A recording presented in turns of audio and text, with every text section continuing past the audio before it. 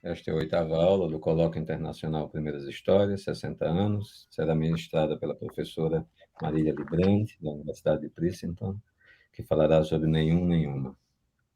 O Grupo Ciruís, Grupo de Estudos em Comunicação e Imaginação Literária da Faculdade de Comunicação da Universidade de Brasília, agradece à Fundação de Apoio e Pesquisa do Distrito Federal, que patrocinou este projeto. Este ciclo é uma atividade do Museu Casa Guimarães Rosa, da Secretaria de Cultura e Turismo do Estado de Minas Gerais, da Universidade Católica de Brasília e da Universidade Nova de Lisboa. O objetivo do nosso colóquio é de pesquisar a complexidade desta obra. Obrigado a todos, a todas. Obrigado à equipe técnica. Boa aula. Passo a palavra à Clara. Boa noite a todos, mais uma vez um grande prazer abrir mais uma sessão do nosso colóquio. Este colóquio, como o Gustavo dizia, tem como objetivo captar a complexidade das primeiras histórias. Ele nasceu de conversas entre o Grupo Ciruís de Brasília e o Gustavo e o Leandro no Grupo Ciruís de Brasília e Lisboa, com a Universidade Nova de Lisboa, e é um grande prazer para nós de Lisboa também participar nesta enorme empreitada. E nas nossas conversas sobre o colóquio, a ideia de base foi a de conseguir oferecer um retrato da complexidade das primeiras histórias que mantivesse esse equilíbrio entre a profundidade e a autonomia de cada uma destas peças de artesania elaboradíssimas que fazem o livro Primeiras Histórias e o desenho global do livro, não é? Porque é um dos livros de conto em que esse equilíbrio entre a parte e o todo é mais fascinante. E, portanto, tentámos com este colóquio, com 21 palestras, com 21 palestrantes muito diferentes entre si, das mais variadas partes do mundo e formas de leitura, etc., etc., responder à complexidade das primeiras histórias, com a infelicidade de não estarmos presencialmente juntos, mas com a felicidade deste material ficar sempre disponível em acesso aberto no YouTube e, portanto, ser uma espécie de pequeno arquivo das leituras do Primeiras Histórias à data dos seus 60 anos, e disso estamos a ficar cada vez mais orgulhosos. Já estávamos orgulhosos da ideia e agora orgulhosos da concretização. Hoje fico ainda mais contente de apresentar esta sessão, porque é um prazer enorme apresentar a Marília, a professora Marília Librandi, cujo trabalho eu admiro há muitos anos e fico muito contente de reencontrar hoje, e que tem um percurso de leituras rosianas muitíssimo rico e estimulante. Acabamos sempre por encontrar um texto da Marília sobre este ou aquele aspecto da obra do Rosa que é sempre que faz pensar de maneira muito rica. A Marília Librandi hoje é pesquisadora em Princeton, está ligada ainda ao Brasil Lab, não é, Marília? E na Universidade de São Paulo. Já foi professora na Universidade Estadual do Sudoeste da Bahia e em Stanford, onde fez um belíssimo trabalho e onde nos encontramos há uns anos num belíssimo evento. E é autora de um livro muitíssimo marcante sobre a obra da Clarice Lispector, que teve na tradução portuguesa o título Escrever de Ouvido, não é? Na primeira versão era Writing by Ear, sobre a questão acústica, que é uma leitura fascinante, não só da obra da Clarice, mas dessa perspectiva na literatura brasileira, e tem trabalhado muitíssimo nos últimos anos a questão do perspectivismo ameríndio, de vários pontos de vista, e portanto tem desenvolvido um trabalho muitíssimo inovador nesse campo. Creio que hoje ela volta a algumas leituras mais antigas do Guimarães Rosa, mas certamente informadas por este percurso tão rico e tão variado que ela tem feito nestes anos, e portanto vai ser um prazer para todos ouvi-la. E passo então a palavra, agradecendo muito à Marília estar aqui connosco. À Marília. Muito obrigada, Clara. Muito obrigada, Gustavo, Leandro, pelo convite, né? Foi um prazer enorme estar assistindo essa série de palestras e ter essa riqueza de, né, semana a semana, desde maio, vem surgindo essas falas diversas sobre cada um dos contos, né?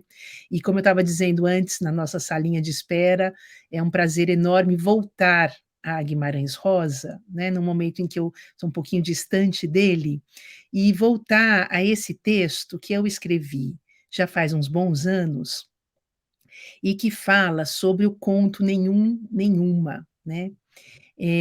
Eu vou ler o que eu escrevi e aí vou comentando, né? Eu calculo que a minha fala talvez tenha nessa leitura, cerca de 30, 35 minutos, mais ou menos, né? Então, eu espero que chegue bem aí essa voz lida, né? Então, vou passar direto ao texto para a gente não demorar muito aqui com o cerne, né? O cerne do coração de Guimarães Rosa aqui na nossa mão, na nossa mente, na nossa telinha, no nosso coração-mente, né? É muito bom estar com Guimarães Rosa e com vocês. Nesse texto, então, ele foi escrito, só para contextualizar um pouco, a convite, era um livro sobre a temática latência, em alemão Stimmung, né, que foi publicado uma coletânea, e foi aí, pensando nesse termo latência, foi que eu então escrevi esse texto, que tem duas partes. Na primeira parte, eu apresento um pouco o que eu estou entendendo por latência a partir de Guimarães Rosa, né? E pelo conceito de nuance. Então, eu vou falar um pouco sobre esses dois termos. O conto ele é todo muito poroso, ele é todo muito enevoado, né? A gente lê e fala, nossa, o que está acontecendo aqui? Porque nem o narrador, né, fica nebuloso, né? A história ouve, não ouve, ela é lembrada, ela é esquecida, aqueles personagens existem e não existem. Então, é um conto muito enigmático, né? E aí, quando eu estava fazendo a pesquisa para escrever, eu parei numa frase específica do conto que diz: nuvens são para não serem vistas. Por que nuvens são para não serem vistas? Era a minha pergunta lendo o texto. E aí, lendo até o momento em que teve uma frase-chave que meio que iluminou o mistério do conto. Eu falei, eu compreendi agora o que está acontecendo aqui, né? E foi aquela surpresa enorme, porque é um espanto. Eu acho que esse termo espanto, né? Quando a gente lê Guimarães Rosa, é muito presente. É um espanto que acontece aqui nesse conto, e de novo a gente sempre fica naquela expectativa assim, como é que alguém conseguiu criar uma história dessas, né? Tem esse enigma rosiano. Mas vou para o texto, então. O texto começa com duas epígrafes. A primeira é uma frase de Guimarães Rosa, que ele disse quando ele entrou para a Academia Brasileira de Letras, né, falando de Cordisburgo, inclusive. E ele diz assim: as pessoas não morrem, ficam encantadas. As pessoas não morrem, ficam encantadas. Que encanto é esse, né? Que lugar é esse desse encanto? E lendo aqui para vocês agora, eu gostaria de dedicar essa frase às pessoas que estão sendo assassinadas no Brasil, no sertão, no cerrado, na Amazônia, na floresta e nas cidades. As pessoas não morrem, ficam encantadas.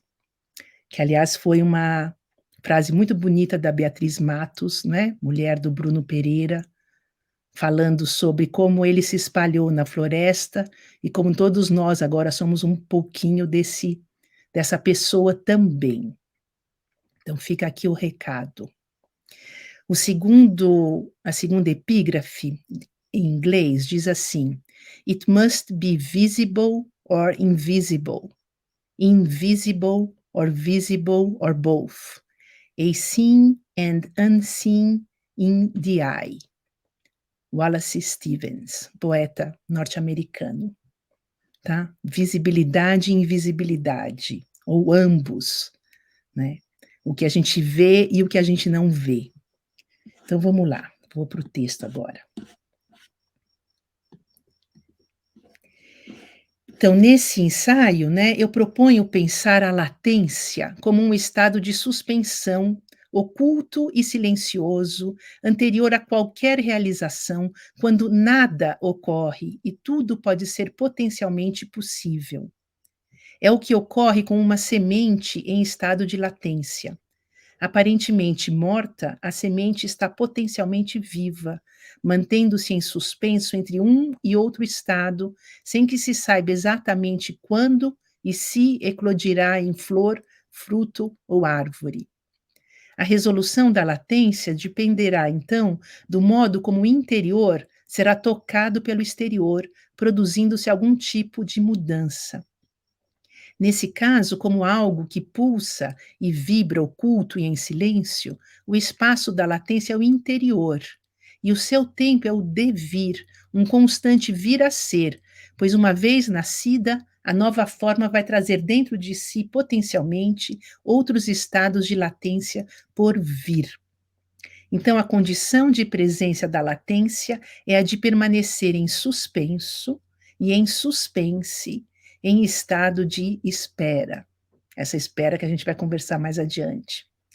Diferente, pois, do jogo infantil de esconde-esconde, cuja graça está em ocultar-se para ser encontrado, a latência precisa manter-se oculta, não vista e não dita. Se essa sugestão for correta, estados habitualmente associados a deficiências, como a cegueira e a surdez, parecem ser mais propícios à captação da latência, como ocorre no gesto de fechar os olhos para pensar e para ouvir melhor, o que também explicaria a maior proximidade da latência com o dormir e o sonhar, lembrando a importância do termo latência, né, na psicanálise. E também teria mais a ver com o esquecimento do que com o acordar e o lembrar. As coisas ficam ali em latência. Por isso é tão difícil escrever a latência, pois cada palavra escolhida manifesta apenas uma das possibilidades do que estava latente, saindo-se do estado de suspensão, sem, no entanto, eliminar a latência por vir. Em tudo o que é dito e visto, permanece a enorme margem do que não é dito nem visto. Por isso, pensar a latência é uma impossibilidade rica de consequências, pois implica desenvolver uma espécie de, entre aspas, pensamento do meio, e ser capaz de manter-se nele em suspenso, como quem escreve às cegas e assim caminha com maior atenção. Esse pensamento do meio, né, me lembra aqui o livro belíssimo de Clara Rowland, que está aqui com a gente, né, A Forma do Meio. E quando eu escrevi o meu mestrado sobre o Grande Sertão Veredas, que eu ainda não publiquei, eu perguntava ali do meio também, a partir do episódio da Inhá. E foi muitos anos mais tarde que essa resposta veio através da Clara, né, o pensamento do meio. Bom, partindo dessa dificuldade e considerando que a latência não é visível nem scriptível, proponho pensar a latência através de uma imagem que a torne visível e de um conceito que a torne dizível. Eu situo então a latência no meio, entre a imagem das nuvens, aqui definida como latência tornada visível, e a noção de nuance definida por Jean-François Lyotard como uma singularidade irrepetível que não é passível de inscrição, a não ser que se desenvolva, diz ele, uma estética da presença material que é imponderável. Então, latência, nuance, nuvens vão ser correlacionadas na primeira parte da minha fala e, em seguida, materializadas na leitura do conto Nenhum, Nenhuma, de João Guimarães Rosa, considerado uma pequena obra-prima da latência, manifesta na imagem enigmática que eu tento entender. A imagem é a seguinte: nuvens são para não serem vistas. Os desenhos que as nuvens formam no céu foram durante muito tempo considerados escrituras divinas a serem decifradas por iluminados poetas e profetas. Então, diferente da frase que nos serve de guia, nuvens sempre serviram para serem vistas, o que parece indicar uma importante mudança na compreensão das nuvens, que se relacionaria, talvez, com uma poética da latência como nuvens invisíveis, e da nuance como uma presença material anterior a qualquer realização. Então, tópico, nuvens e nuance, que estão relacionados, como vocês vão perceber. Como partículas de água ou gelo em suspenso na atmosfera, nuvens tornam a latência visível a nossos olhos.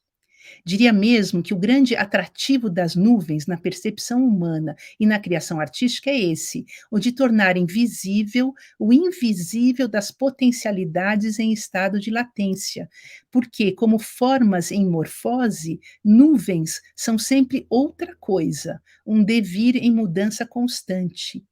No entanto, isso importa especialmente aqui, nuvens são também a metáfora que está na origem etimológica do substantivo abstrato nuance.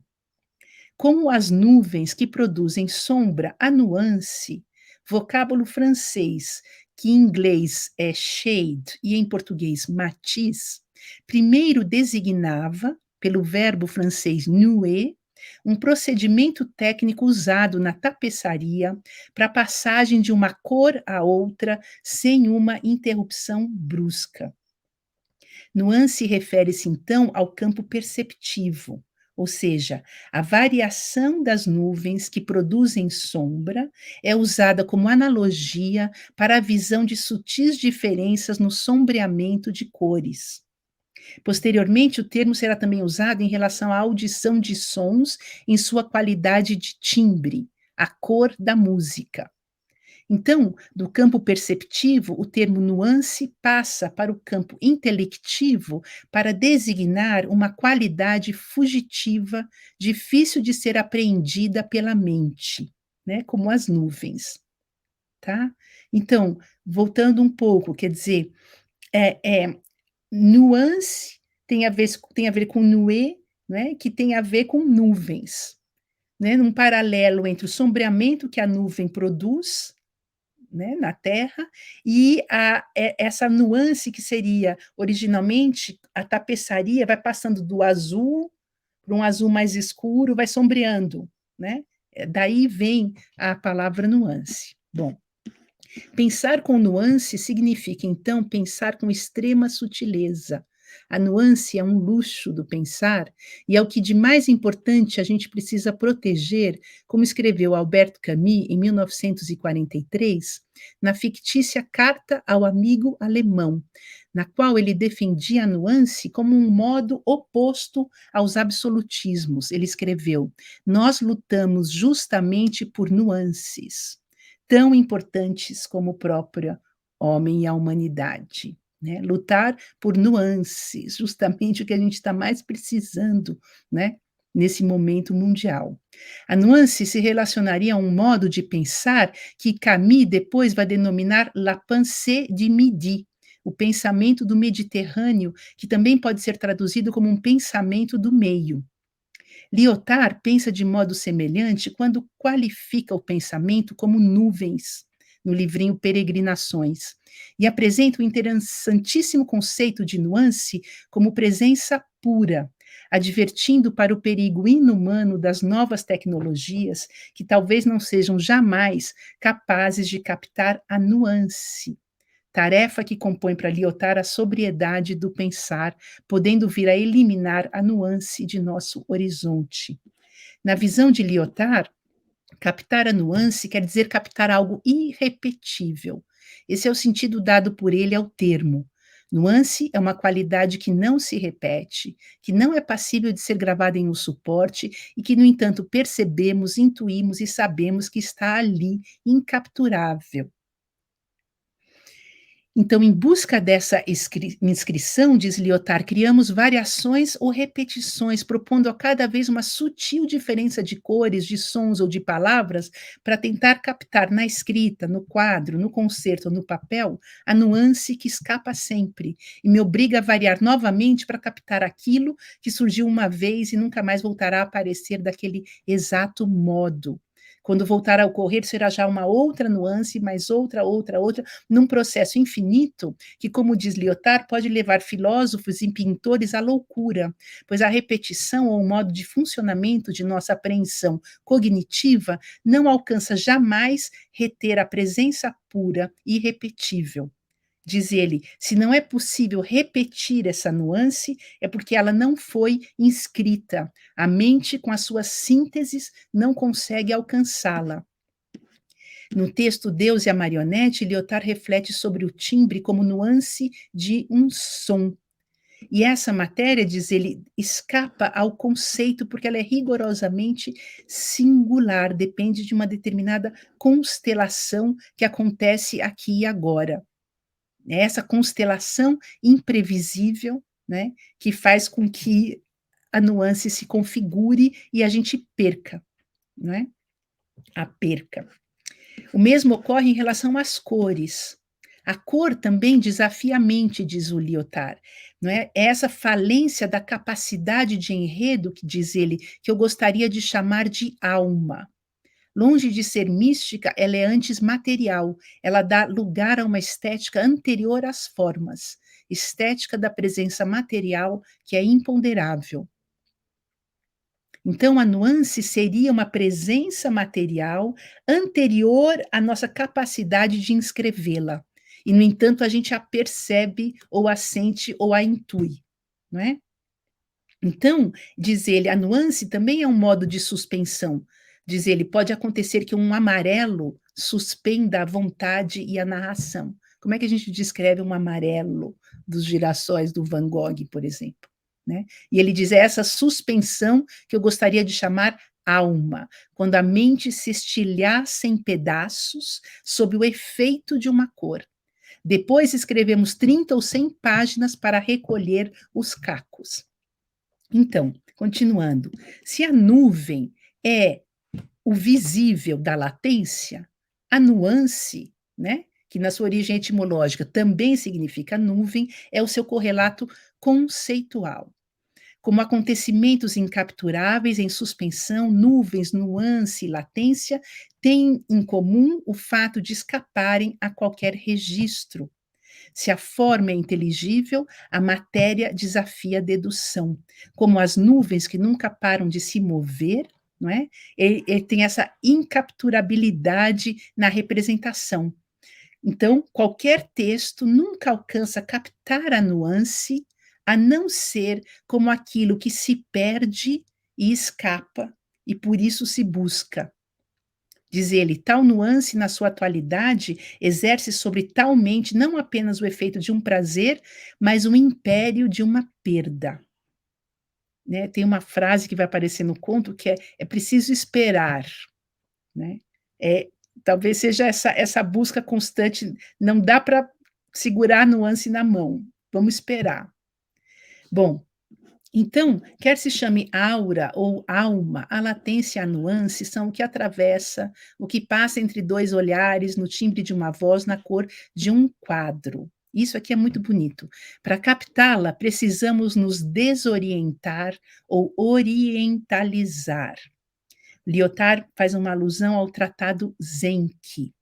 E precisamos entrar em estado de suspensão, né? Então, diz ele o seguinte: estar apto a acolher o que o pensamento não está apto a pensar, é isso que convém chamar pensar.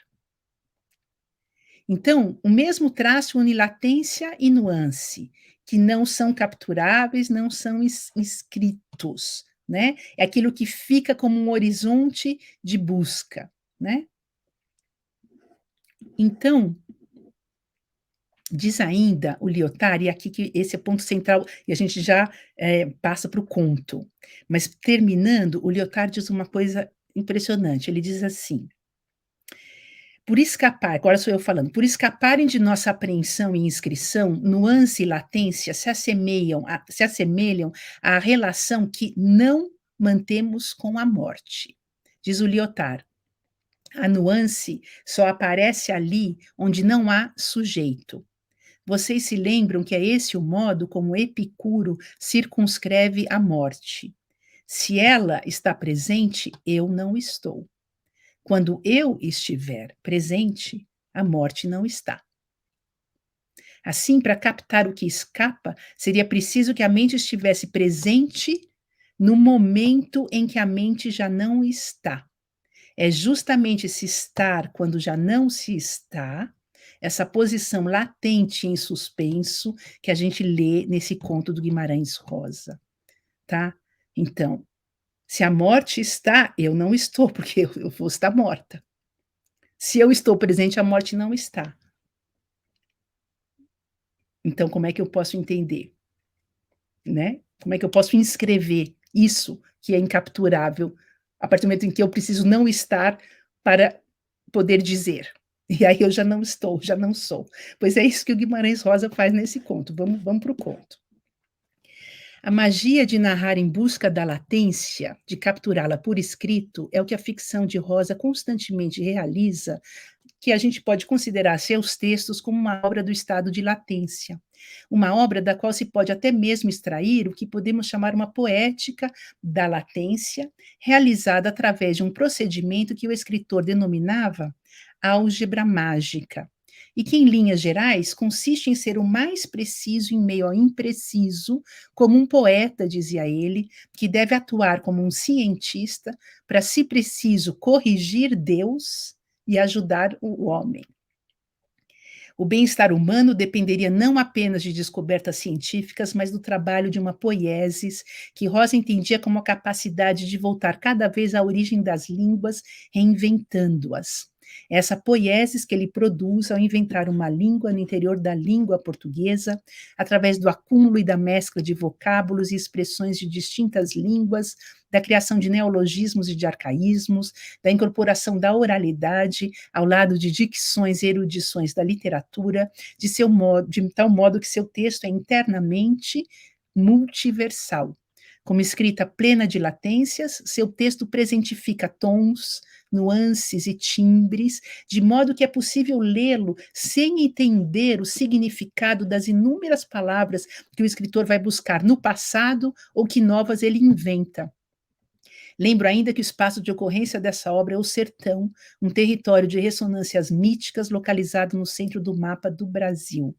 O sertão pode também ser pensado como uma verdadeira paisagem de latências, pois se apresenta como um espaço prévio ou fora das decisões civilizatórias, portanto, como um impensado no qual homens e mulheres ainda não teriam provado do fruto do bem e do mal, e por isso mesmo estaria à mercê de forças que o ultrapassam imponderáveis.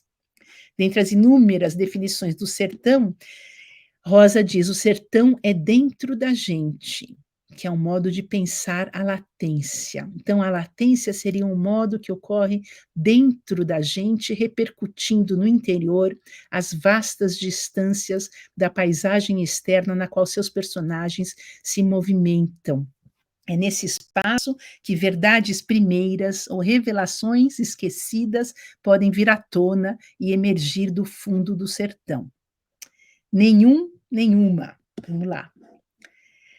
À primeira vista, nenhuma, publicado em Primeiras Histórias, em 1962, tem como tema a rememoração de um evento passado na infância, como a busca de um tempo perdido que o narrador adulto tenta recuperar.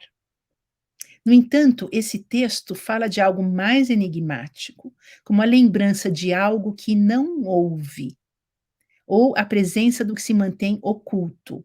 No conto, tudo está em suspenso e em suspense, a começar pelo título, nenhuma, que indica um texto sem nenhum objeto de referência, a não ser a marca da diferença sexual sinalizada em português nas formas masculina e feminina do pronome indefinido.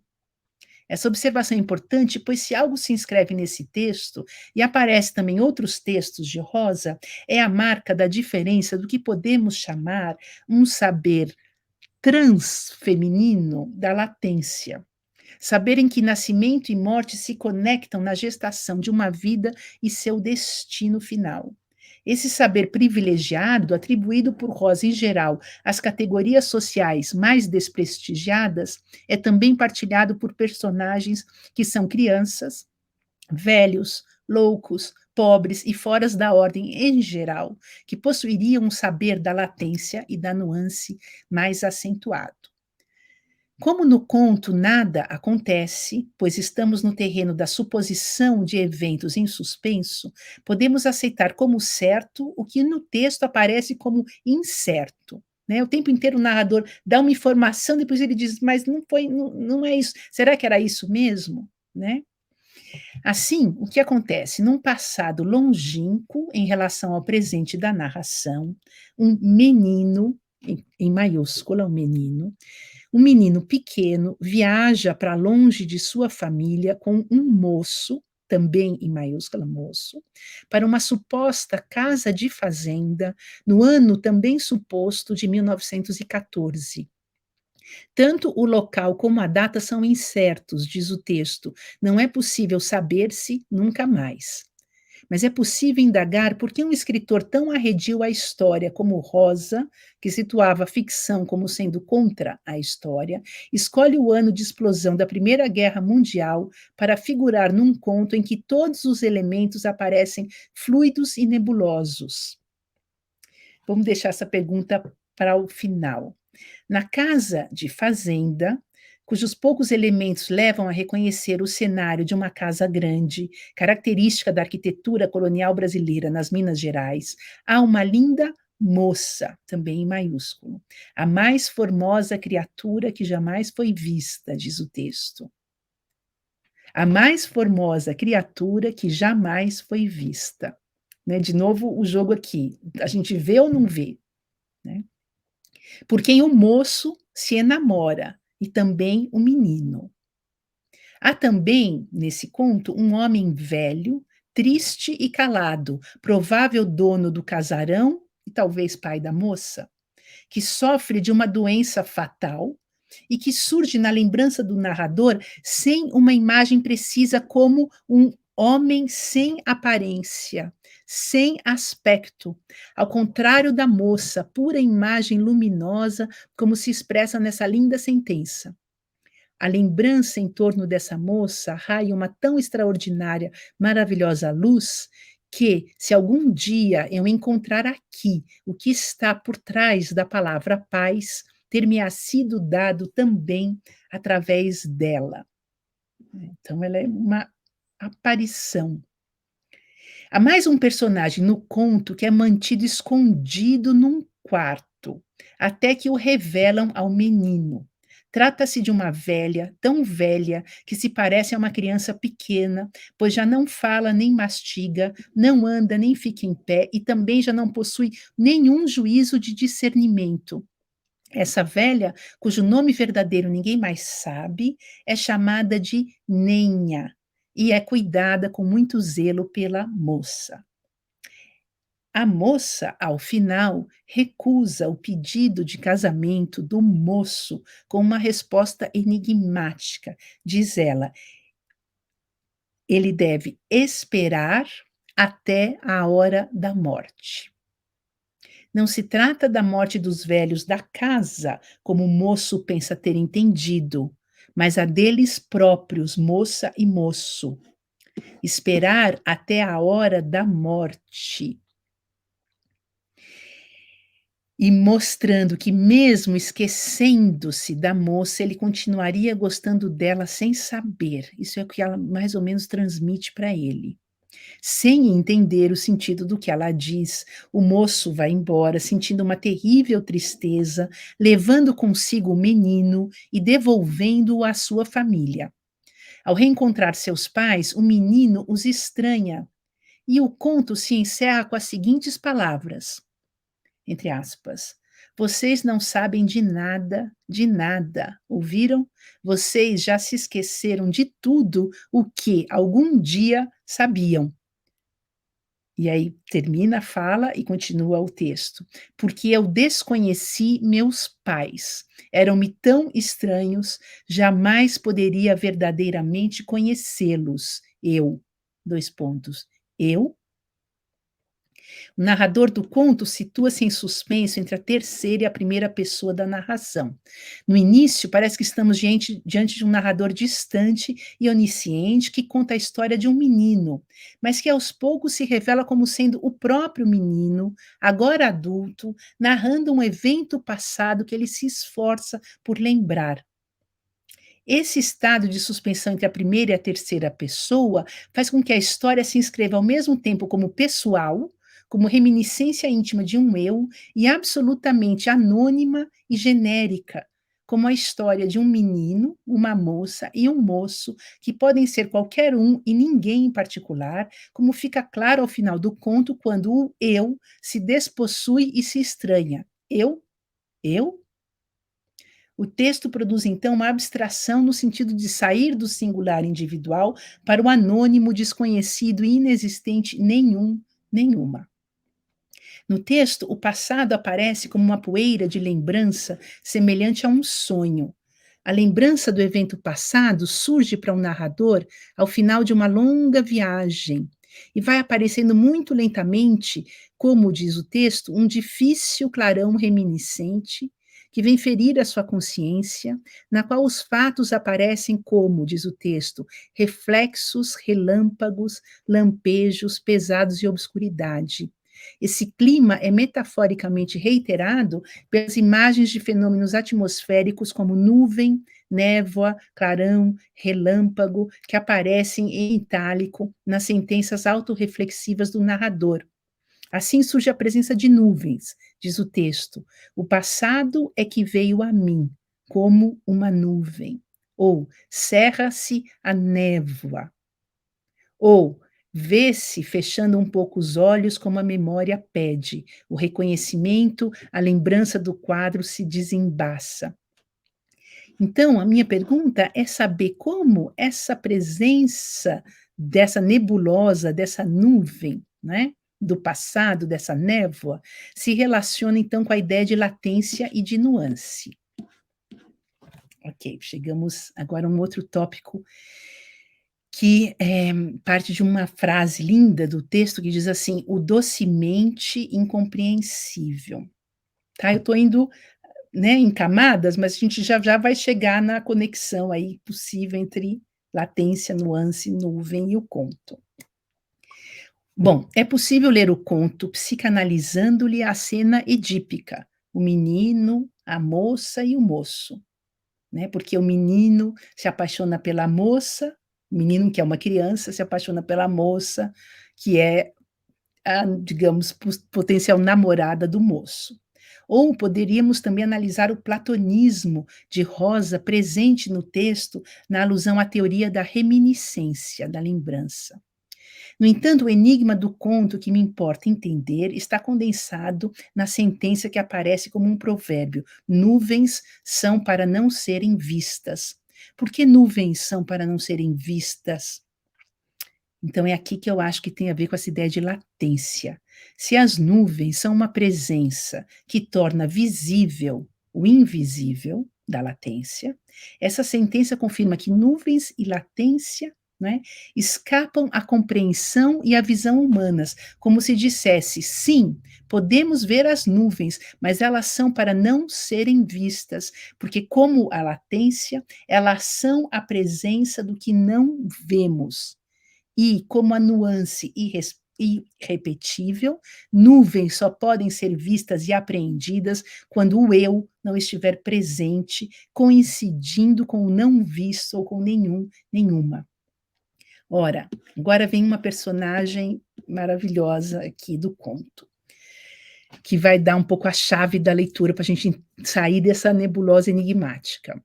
No conto, o estado de latência concentra-se na velha, que chamam de Nenha, nome que unifica e condensa em um só, como um gênero neutro, os pronomes indefinidos, nenhum, nenhuma, nenha.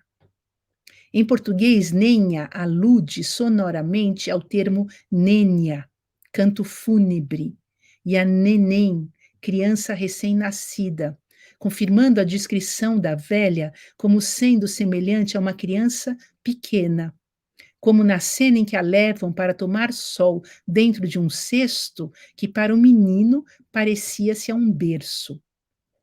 Quando mostram a velha ao menino, dizem a ele para não se assustar. Dizem assim, que a velhinha não era a morte, não, nem estava morta.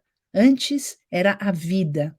Ali, num só ser, a vida vibrava em silêncio, dentro de si, intrínseca, só o coração, o espírito da vida que esperava.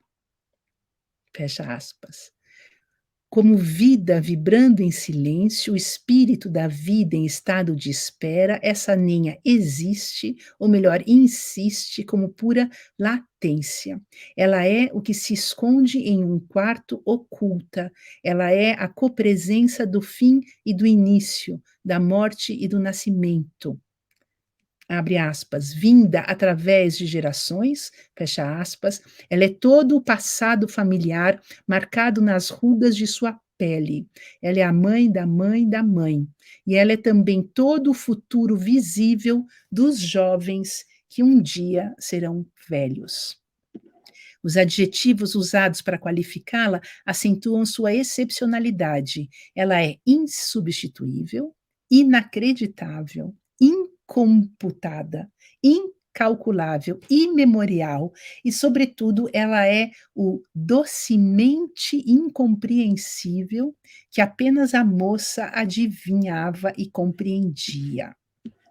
Assim, quando a moça pede para o moço esperar até a hora da morte, a moça solicita que ambos permaneçam em estado de latência, à espera em suspenso, para que o amor continue vibrando infinitamente, talvez eternamente, na visão mítica, mística de Guimarães Rosa. O moço não entende a recusa da moça, seu saber da latência, que é também um saber da transitoriedade da morte. Essa diferença entre eles também se manifesta no seguinte diálogo a respeito da doença fatal do velho. O moço pergunta, e ele já sabe? E a moça diz, ele sabe, mas não sabe por quê. Ao que o moço responde, e quem é que sabe? E para que saber por que temos de morrer? Triste e calado, o velho só queria ver as flores, né? Assim como a moça, que sabia do limite de transformação, e ela ela mesma descrita como flor. Agora, chegamos. A chave do mistério, no entanto, aparece quando a moça é descrita como uma menina ancianíssima. A moça é uma menina ancianíssima. Ou seja, assim como a nenha, que é anciã e neném, nenha, a moça é ao mesmo tempo criança, menina, e muito velha, ancianíssima, o que indica a própria chave do suspense que emana desse conto muito estranho. Se a moça é velha e a velha é moça, ambas são uma só e mesma pessoa. Pessoa que concentra em si todos os momentos da vida, a velhice e a meninice, o nascimento e o fim. A moça é então a velha em latência, a velha é a moça em latência, e ambas são a criança que um dia foram e que um dia velhas voltarão a ser novamente. Se essa hipótese for correta, o moço, então, é o velho calado e triste, cujo rosto ele não pode ver, porque é o seu próprio rosto futuro na velhice. E o menino, a criança que o acompanha, é ele mesmo, o moço apaixonado pela moça e que é também o velho à beira da morte. Ou seja, cada um deles é o devir do outro, seu passado e seu futuro no presente. Todos são um, como esclarece a frase que aparece logo após a moça dizer que se deve esperar até a morte. A frase diz assim: atordoado, o menino, tornado quase incônscio, como se não fosse ninguém, ou se todos uma pessoa só, uma só vida fossem. Ele, a moça, o moço, o homem velho e a nenha velhinha. Ninguém ou todos uma pessoa só. Compreende-se então porque o conto não é apenas a lembrança de um fato passado, mas a narração de uma impossibilidade, a mesma impossibilidade que aquela de inscrever a latência e as nuvens. A de se estar quando já não se está, ou a copresença da infância, da vida adulta e da velhice de uma só pessoa em um mesmo espaço e tempo. É essa verdade indescritível que o conto inscreve e que faz com que a gente pense, então, nessa pequena, grande obra-prima da latência. O tempo em estado de latência é, então, um tempo sem tempo, um tempo simultâneo em que o passado e o futuro estão dentro de cada instante presente. No presente do moço, em latência o futuro do velho, a infância do menino. No presente da moça, o futuro da velha, que por sua vez traz dentro de sua velhice a semente de sua infância. É essa visão, esse reconhecimento que o conto narra como sua difícil inscrição. Todos são um e nenhum. Porque o que eu sou hoje traz em latência o que eu serei amanhã e o que eu fui no passado. É por isso que nuvens são para não serem vistas. Sua mudança incessante é a imagem daquilo que trazemos dentro de nós em estado latente a cada dia se modificando sem que o espelho revele. Pelo menos não totalmente. A nossa morte e o nosso nascimento, a nossa velhice, a nossa infância, o nosso começo e o nosso fim continuamente presentes, agindo em latência. Nuvens são para não serem vistas, tem assim ao menos duas consequências. Nós não podemos ver as nuvens porque elas ultrapassam nossa capacidade de apreensão. De outro lado, nós não devemos ver as nuvens porque, como formas em morfose, nuvens nos ensinam a presença da morte e da passagem. No conto, então, o tempo é também, eu vou encerrando aqui, 1914, o ano de início do século XX, que marca o tempo em que a morte se inscreve coletivamente, uma morte sem explicação e que, por isso mesmo, torna o estado de latência muito próximo. A presença massiva da morte faz como que a sensibilidade artística capture o fantasmático e fantasmagórico, a presença dos mortos na inconsciência dos vivos. Nesse sentido, é importante lembrar que Rosa vivenciou de perto a eclosão da Segunda Guerra Mundial. Nessa casa colonial, fantasma de outras eras, de um Brasil escravagista, seres fantasmáticos como esses personagens captam a latência do tempo em que a morte está tão presente entre os vivos e que aqui se expressa no espaço do sertão que a escrita de Rosa inventa. Invenção que se torna ela mesma a miragem de uma redenção. As pessoas não morrem, ficam encantadas. Frase pronunciada pelo escritor no seu discurso de posse na Academia Brasileira de Letras, 3 dias antes de morrer, e que merece ser lida e entendida e estendida também como essa possibilidade da presença desses estados de latência. Por isso, diz o conto, tem horas em que de repente o mundo vira pequenininho, mas noutro de repente ele já torna a ser demais de grande, outra vez. A gente deve de esperar o terceiro pensamento. O terceiro pensamento é também a terceira margem, só passível de ser capturada em primeiras histórias. Lembro que Rosa publicou 2 coletâneas, Primeiras Histórias e Terceiras Histórias, Tutameia, eliminando as segundas, como a dizer que sua escrita se situa ao meio, em suspenso entre o primeiro e o terceiro pensamento, entre o incapturável e o imponderável. E aqui eu encontro um surpreendente paralelo com um escritor do qual Rosa nunca foi aproximado, mas que é também um poeta por excelência da nuance e da latência, quando diz que nuvens são pedagogas. O Wallace Stevens escreve assim no poema dele, a respeito da ideia primeira, né? O primeiro de Primeiras Histórias. But the first idea was not to shape the clouds. Mas a primeira ideia não era configurar as nuvens. In imitation, em imitação. The clouds preceded us. As nuvens vêm antes da gente. We are the mimics. Nós somos os que imitam.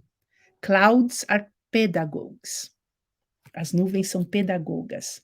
Para Wallace Stevens, nuvens precedem as formas que lhes atribuímos e por isso remetem à presença de uma ideia primeira, imaterial e inatingível, do mesmo modo que para Guimarães Rosa, nuvens são para não serem vistas. Não se trata de comparar autores tão distintos, mas de perceber uma mesma ressonância, como se a imagem de um pudesse ser explicitada pela imagem do outro. como se a prosa de Rosa encontrasse um eco na poesia de Wallace Stevens, numa espécie de espaço em comum nas Américas, e sintomaticamente como parte de um mesmo tempo que se inicia em 1914. Os versos de Stevens integram a primeira parte do poema Notes Toward a Supreme Fiction, publicado em 1942, e todo ele dedicado à captação da ideia primeira que escapa sempre. Então, nuvens são pedagogas e não devemos imitá-las, ou não devemos vê-las na visão do Rosa, porque elas são como as ideias primeiras que nos antecedem, assim como não podemos dizê-las nem vê-las, mas dessa infinita distância nasce o poema e o texto. Assim também o conto de Rosa, não é? Que escreve a nuance e o estado de latência como nuvens invisíveis, uma matéria anterior a qualquer configuração, porque a condição de sua presença é a de manter-se em suspenso e em suspense. Pronto, eu encerro aqui a leitura desse conto para poder abrir a conversa, né? Aqui com vocês. Obrigado, Marília.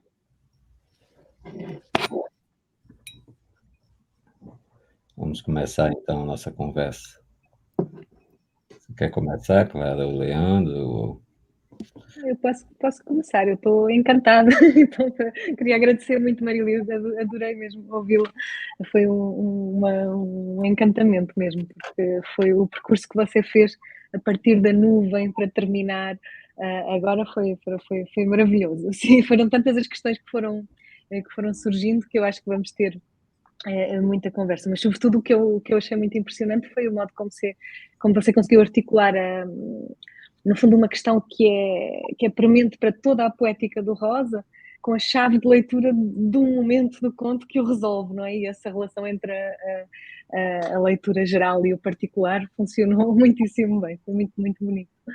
E eu se calhar, eu gostava, deixando sempre na posição da primeira perguntadora, e eu tenho, são tantas as perguntas que eu vou lançar uma ou talvez duas. Eu fiquei pensando na questão da nuvem, enquanto te ouvia, na presença, porque é muito interessante como você pega na frase do Nenhuma sobre as nuvens, não é? Que é um momento de um conto muito nebuloso, não é? No entanto, a palavra nuvens atravessa a obra do Rosa de forma absolutamente constante, não é? E quem frequentou os cadernos do IEB, as anotações sobre nuvens, formas de nuvens, sobre o céu de Minas, as nuvens penduradas no céu de Minas são constantes. E então enquanto você estava falando, estava revendo apontamentos do Grande Sertão aqui na mesa de trabalho, e lembrei-me, você falou da Nhorinhá e da carta da Nhorinhá, e tem um momento no Grande Sertão que eu acho que dialoga de forma muito interessante com a tua leitura do Nenhuma, que é precisamente quando a carta da Nhorinhá volta no final, e na última referência, não é? E quando, já depois de saber que ela chegou com 8 anos de atraso, etc., e ele pergunta, e tem aquele jogo sobre a relação entre a factualidade e a possibilidade, não é? Ele diz possível o que é, possível o que foi, e depois começa falando da Nhorinhá e diz, mas também possível o que não foi, não é? Que é outra das configurações da latência, não é? Na sua leitura. E a expressão que ele usa nessa passagem, se eu me lembro, eu agora vou citar de memória, mas é qualquer coisa como, se eu tivesse ficado com Nhorinhá lá na Aroeirinha, quantas coisas terríveis o vento das nuvens não iria desmanchar para não acontecerem, não é? Que é uma espécie de a latência na sua versão, na sua inversão. Não é? Sim. E esse é um dos momentos muito em que eu acho que de facto a sua leitura do Nenhuma se mostra como pervasiva para toda a obra do Rosa, porque de facto é a mesma tensão entre a metamorfose, a forma, a transformação e a configuração das coisas que você estava descrevendo no Nenhuma. Então, eu fico só com esta. Está enorme. A gente caiu no Grande Sertão, subimos para o Grande Sertão, né? Nas veredas ali, mas eu acho perfeita essa lembrança, né, Clara, porque possível o que é, né, possível o que foi, mas possível também o que não foi. Uhum. E eu acho que isso é realmente um núcleo central mesmo dessa poética, né? Quando a gente pensa no encantamento, né? Ou na localização da história com E, né? Com E, contra a história e seus terrores com H, né? Esse espaço que eu acho também que tem a ver com o misticismo de Guimarães Rosa e sua espiritualidade, né? Por isso que eu gosto dessa imagem do filósofo Lyotard sobre a alma, né? Isso que a gente não captura e que eu chamo de alma, né? É, porque o que não foi, né? O que não foi é possível também, que é uma coisa que a história com H não levaria em conta. Não foi, não foi, né? Mas, no entanto, isso permanece como latência, né? Uhum. E eu acho que permanece como latência histórica, pode vir a se realizar como uma semente escondida que um dia aparece, né? Mas não é apagada pela história. E é interessante pensar nesses casos amorosos, né? A Nhorinhá, que tem esse nome duplo Nhor, de senhor, Inhá, de sinhá, né? De novo, essas misturas aí de gêneros, né? Que Riobaldo encontra, tem um relacionamento com ela e nunca mais a vê, e aí ela manda uma carta que só chega para ele 8 anos depois, a carta ficou viajando pelo sertão, e quando chega ele descobre que ama Nhorinhá de amor em Lavaredas, né? E aí faz essa reflexão sobre a possibilidade do que não aconteceu, né? E aqui também a gente tem essa relação de amor entre o moço e a moça, né? E a moça diz, há de esperar. Quer dizer, não é aqui no presente que a gente vai casar ou ficar juntos. É como se fosse assim, aqui a gente vive na espera, né? De um tempo que é um tempo em que seria possível passado, presente e futuro ocorrerem simultaneamente, que é esse tempo também da rememoração, né? Uhum. Porque o narrador está rememorando como Riobaldo rememora, né? Então, nesse tempo é que seria possível o encontro de todos os tempos ali misturados, né? Então, mas eu acho que sim, o vento das nuvens, quando tem a frase, né, de Adorinha é minha neblina, Uhum. essa coisa de ver e não ver, que as nuvens escondem, né? Então, sim, eu concordo com você, eu acho que é uma imagem que dá para a gente percorrer na obra do Rosa. É. Obrigada. Fazer as Posso pegar perguntas. carona aí na história do Diadorim? Eu acho que obrigado, Marília, assim, encantador. E ontem eu usei um termo que é o pasmo, né? Que também eu fiquei pensando o quanto que o conto, o Pelis sempre me embaralho, né? Perlipsiquice? Psiquice tem esse espanto, o ó, né? Uma história de ó, né? De espanto. E como nenhum, em princípio, parecia haver esse não acontecimento, essa suspensão, né? Parece que não acontece, fica alguma coisa, mas você consegue trazer esse ó, esse espanto, esse lampejo, assim. E então é só uma forma de agradecer, assim, obrigado por trazer né, esse espanto, né? Esse patos, né? Uhum. Eu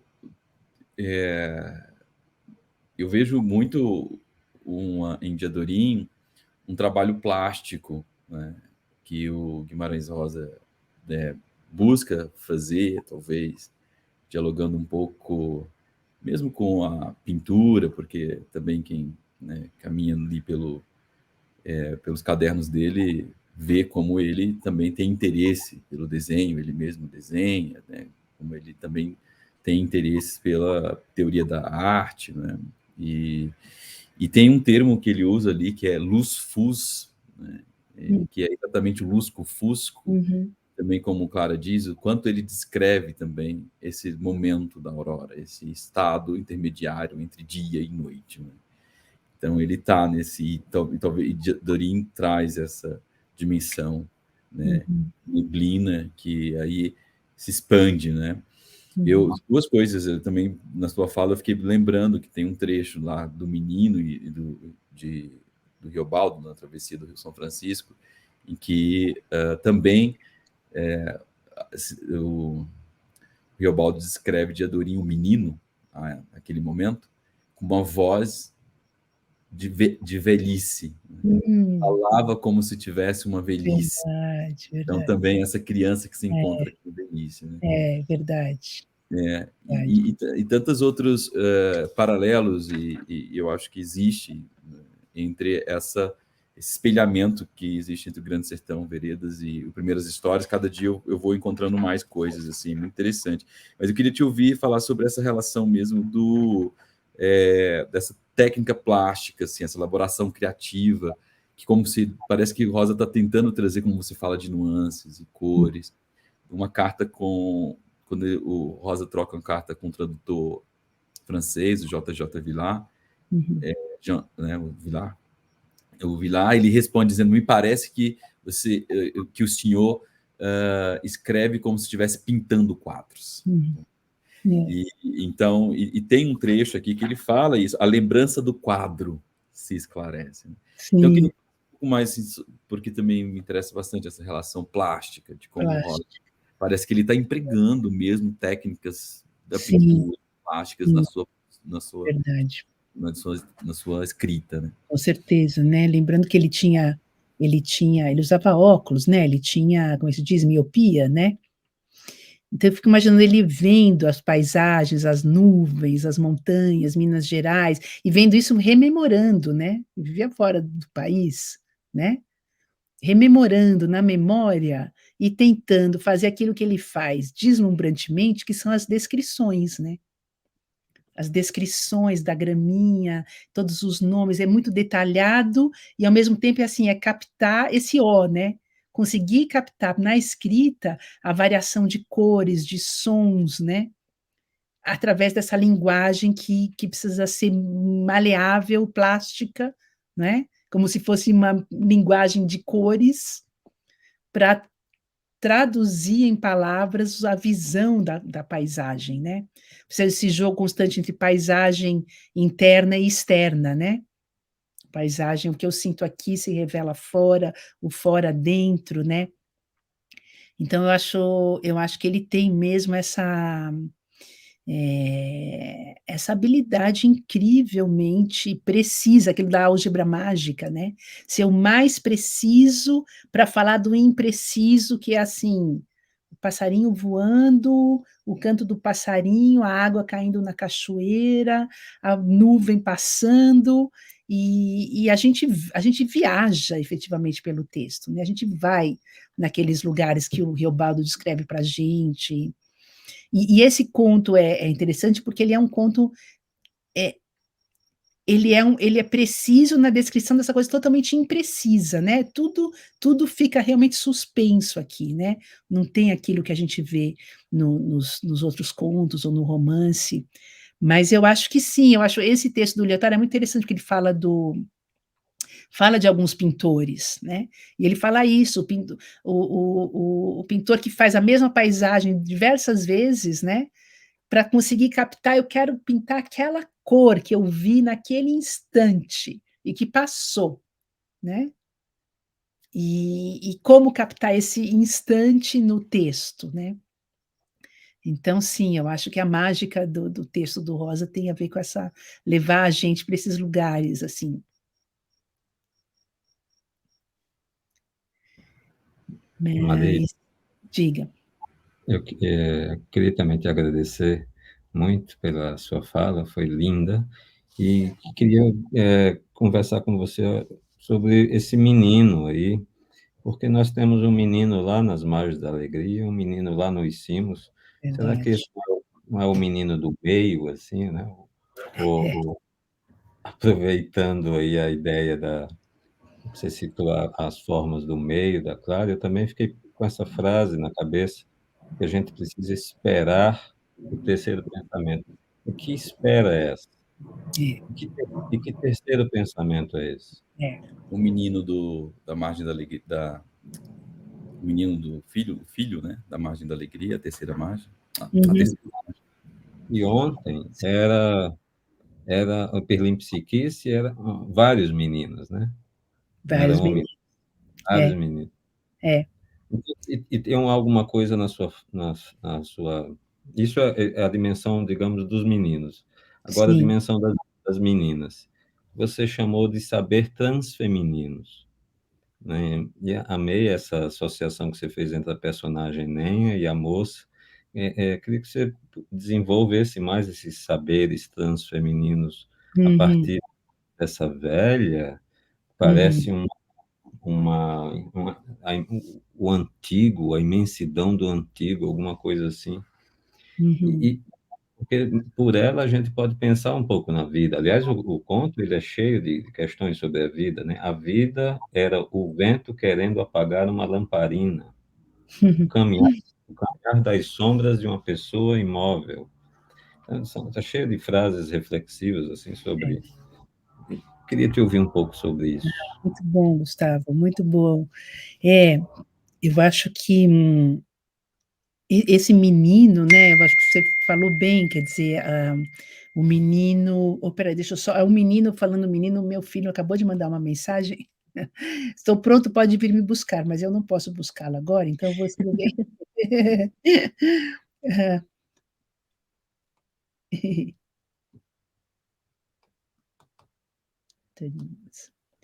É, o menino, né? Tem uma dimensão mesmo arquetípica, né? O menino, o menino, a moça, o moço. É, então eu acho que tem essa dimensão arquetípica, mesmo que sai do pessoal, né? Porque também nesse caso o menino não tem nome, é o menino, o moço, a moça, né? Só a Nenha que tem esse apelido. E, e aí o que você falou esse saber transfeminino, né? Eu acho que quando eu escrevi o texto eu coloquei feminino, aí eu coloquei trans depois de ler alguns textos, né, que estão relendo de Adorim como a primeira personagem trans da literatura brasileira, né, porque transita, né, é um e outro ao mesmo tempo o tempo inteiro, né, não está fixa num lugar ou em outro. Mas me parece, a gente pensar, né, no Riobaldo, que tem aquela só sei que nada sei, aquela ignorância que se revela ao final, quando Diadorim ele vê o corpo nu de Diadorim, né, é, a de que o menino que era Diadorim no Rio já tinha uma sabedoria que o menino Riobaldo não tinha, né? E eu acho que isso tem a ver também com uma imagem, vamos chamar assim, também arquetípica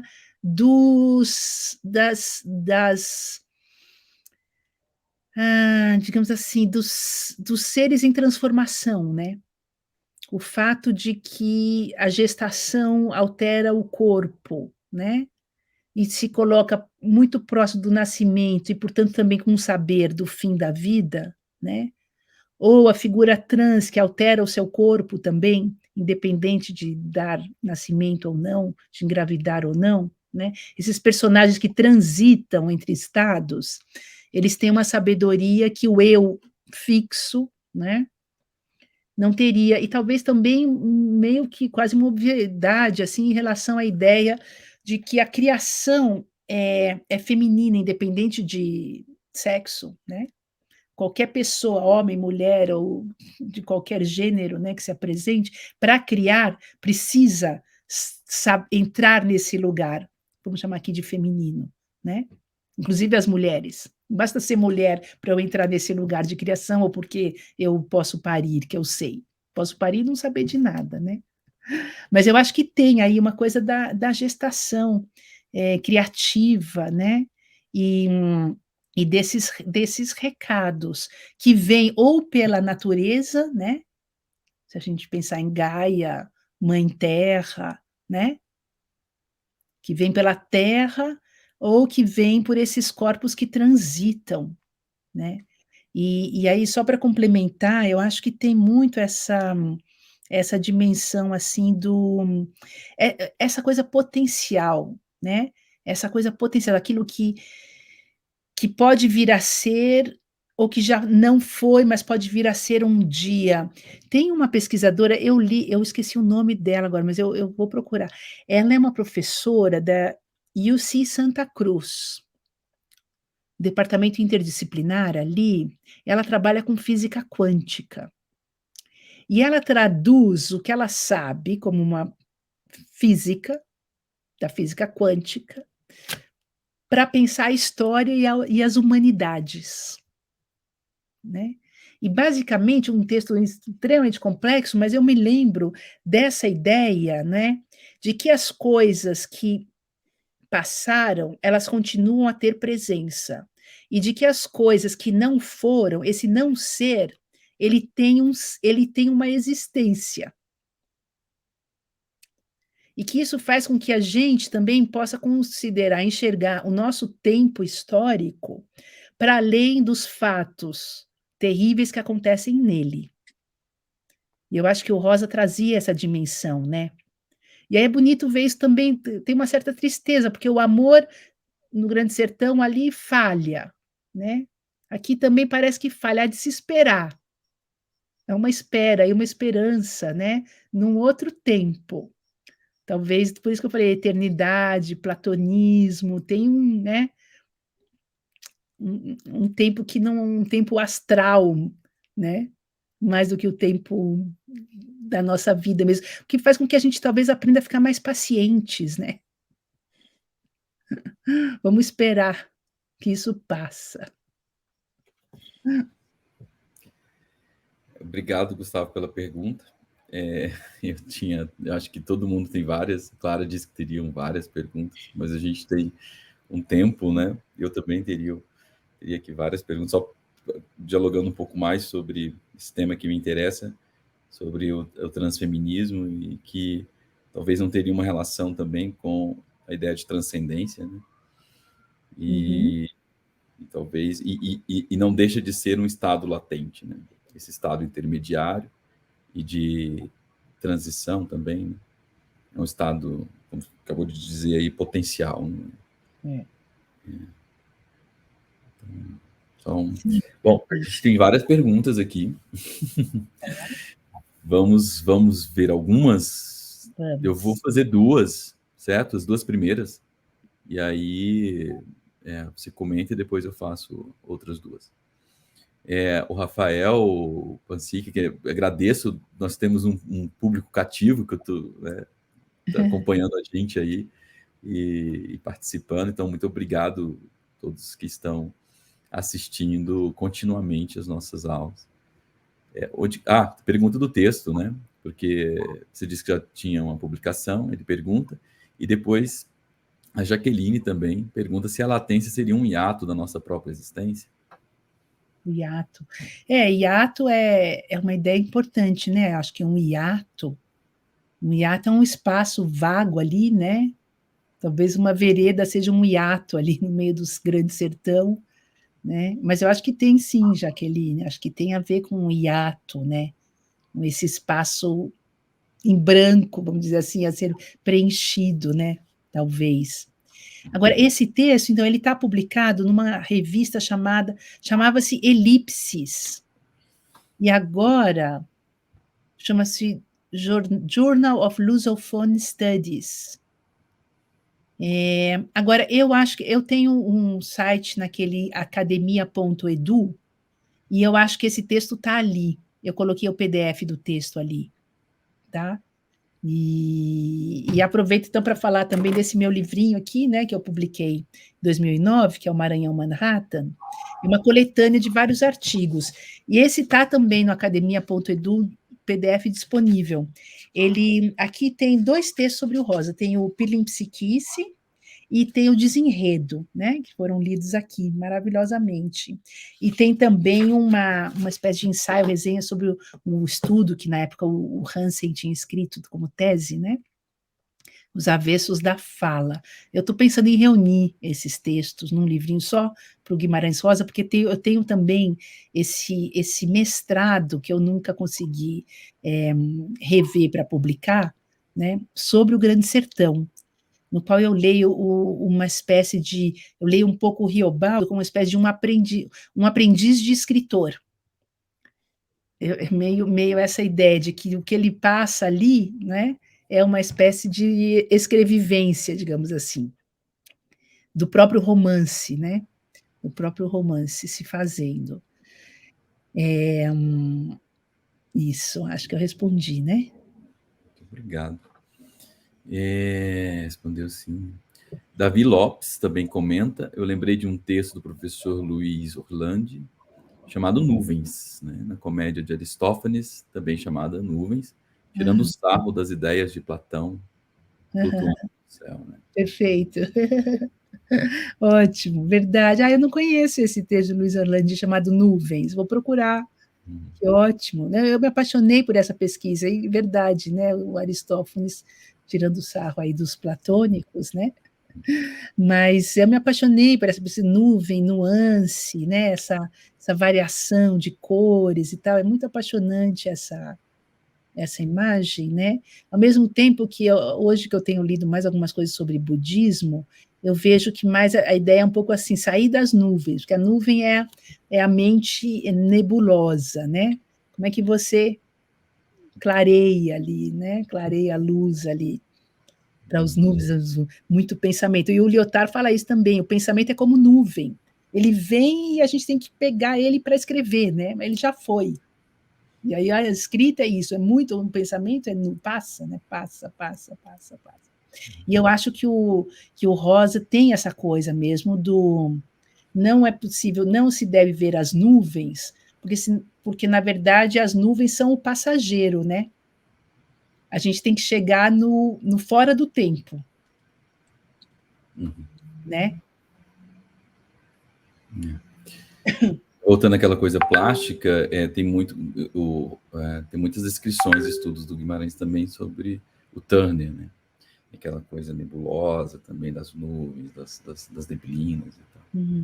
Um outro elemento. Aqui o Davi e o Rafael fazem uma pergunta semelhante, que está em relação com o itálico, né? Eu vou ler o do Davi Lopes, tá? E eu acho que talvez responderia outra questão do Rafael, né? Que o itálico, sobre o itálico no texto. Eu vou ler do Davi Lopes aqui. Como você vê a frase em itálico? Se eu conseguir recordar, ganharei calma. Se conseguisse religar-me, adivinhar o verdadeiro e real já havido. Lembrando a tradução de Aletheia como ilatência. Nossa, não sabia dessa tradução de aletheia como ilatência. Não sabia disso. Muito interessante, né? Mas eu acho que sim, se eu conseguir recordar, ganharei calma, né? Que é essa reminiscência. Se conseguir religar-me, né? Quer dizer, o que eu sou hoje, religar-me com esse todo, né? Adivinhar o verdadeiro e real já havido, né? De novo, eu acho que vem sim desse aleté, desse desvelamento assim da verdade, né? Eu acho que o Rosa tinha muito disso, né, na sua escrita. Desvelar a verdade, de Adorim, tirar o véu de si, né? E aí você encara, mas na realidade histórica é sempre uma falência, parece, né? É sempre jogado para esse outro momento possível, né? Da redenção, assim, dessa possibilidade de enxergar essa aletheia aí como ilatência. E verdade que o texto tem várias frases em itálico, né? E que eu acho que estão ali mesmo para chamar a atenção da leitura, né? Como frases reflexivas para a gente voltar a pensar. Eu acho que é meio essa chamada de atenção mesmo. Clara, Gustavo? Como fazer perguntas, mais algumas coisas que ficaram... Eu tenho várias. É só uma coisa do outro quadrante, mas agora estava pensando, enquanto você estava falando agora, no Pasolini, do Que Cosa Sono le Nuvole, não é?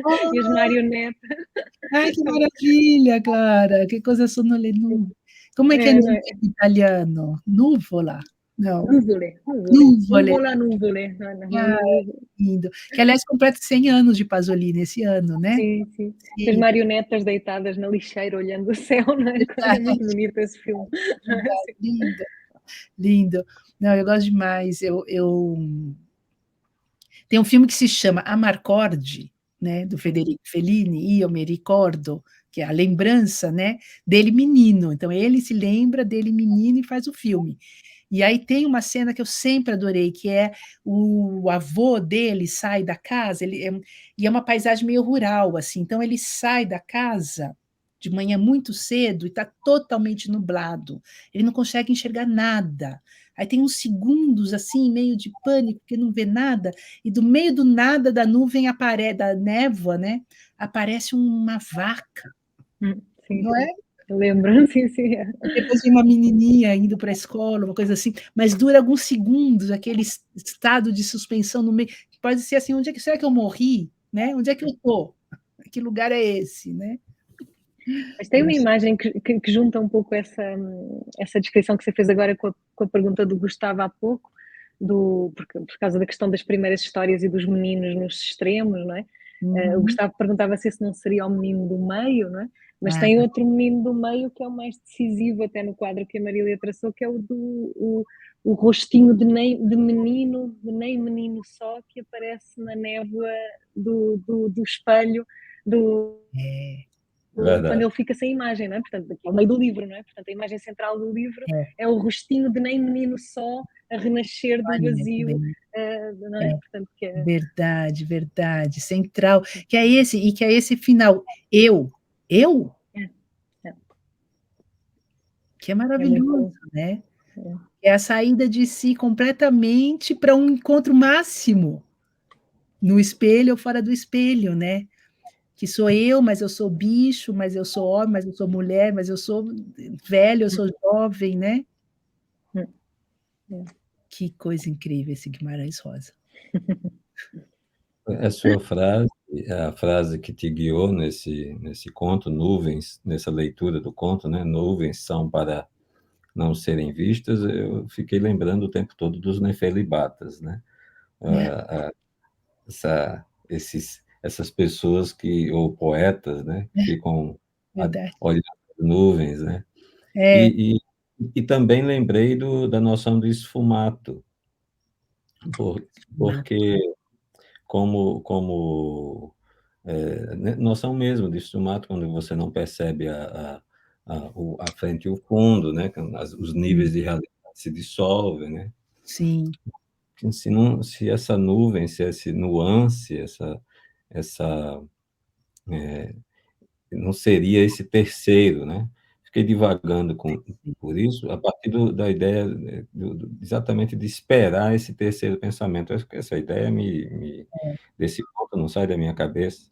Verdade. Porque na forma do meio, aproveitando que a Clara está aqui, o meio aparece ali como alguma coisa que vincula os opostos.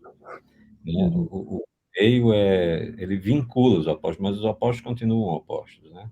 Como se a criança e o velho, como se esse conto nenhuma fosse alguma coisa que tivesse ali no meio entre a memória. Aliás, ele diz no conto, né? Luta-se com a memória, né? Então, o que é que guardamos de verdade? O que é que se relata e o que é que guardamos, né? Então, o que é que vincula o velho e o menino? Qual o ponto de encontro, né, entre um polo e outro polo? Então, essa ideia de nuvem, ela é excelente porque ela não nos dá certeza nenhuma, né? Ela nos só a gente não consegue perceber frente e fundo, né? A gente não consegue perceber as marcas, as delimitações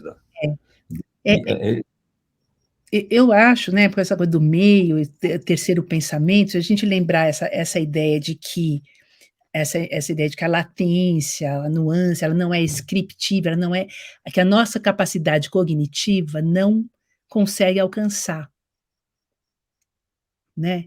Então, se a gente não consegue alcançar, é justamente ou o terceiro pensamento ou o primeiro, né? O Wallace Stevens tem essa filosofia toda da first idea, é incapturável, né? Faz um monte de variação para tentar falar a first idea, e o rosa é o terceiro, né? O meio. a terceira margem, não é nem a primeira de um lado nem do outro, é no meio do rio, no fluxo constante, daquele pai que também podia ser um bebê, porque aquela canoa também é uma cova, também é um berço, né? E do filho que espera na margem, né? Então, essa ideia do terceiro pensamento, é interessante pensar por que ele fala tanto em terceira margem e terceiro pensamento. Mas eu acho que é como o primeiro, o pensamento, não, o nosso pensamento, a nossa racionalidade, o modo como a gente diz o mundo através da linguagem, não é capaz de dizer a nuance, a não ser que a gente produza poesia o tempo inteiro, né? E talvez também a coisa amorosa tenha essa coisa assim, a realização não pode ser essa aqui, tem que ser num espaço em que efetivamente a gente vire nenhum e o mesmo, né? Porque enquanto somos aqui, somos dois, numa relação amorosa a dois, né? Somos dois. Então, dois vai ter sempre a separação. Agora, se você, né, nesse terceiro lugar, você já não é eu, ele não é ele ou ela, né? A gente se dissolve.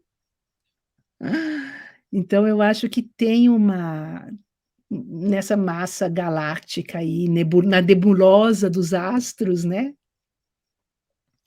E aí eu acho que tem também uma beleza ecológica nesse pensamento, ecológica nesse sentido, assim, para fora do nosso tempo histórico, para fora do nosso, inclusive, território, né? Por isso que eu acho que tem mesmo essa coisa da esperança no Guimarães Rosa, que é muito bonita, né?